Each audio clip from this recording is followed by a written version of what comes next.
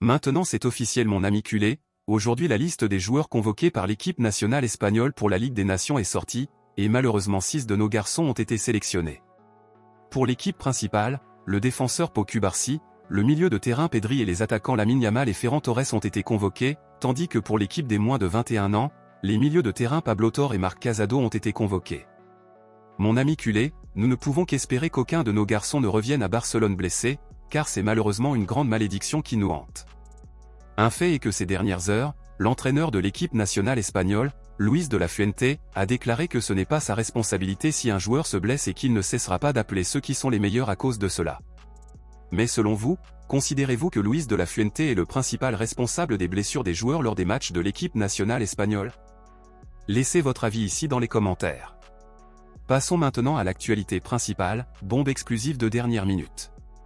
La semaine dernière, le nom de Neymar a fait la une de tous les journaux où l'on a encore une fois commencé à dire que le retour du joueur à Barcelone serait plus proche que jamais d'avoir lieu, et maintenant je vais vous apporter des informations actualisées à ce sujet.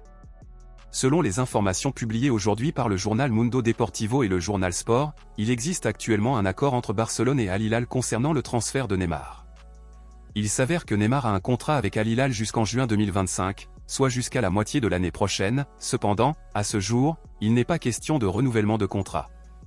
Compte tenu de cela, Al Hilal et Barcelone auraient un accord dans lequel le club arabe a annoncé qu'il libérerait Neymar pour qu'il signe un pré-contrat avec le club catalan en janvier si le joueur choisit de ne pas renouveler son contrat avec eux.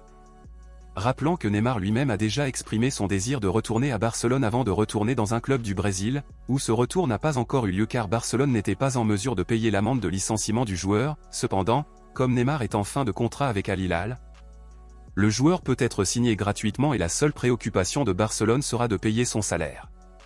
Compte tenu de cela, selon vous, faites-vous partie du groupe 1 qui soutient le retour de Neymar à Barcelone ou faites-vous partie du groupe 2 qui pense que cela ne vaut pas la peine de le faire revenir? Dites-le moi ici et je lirai votre commentaire, je vous verrai dans la prochaine vidéo.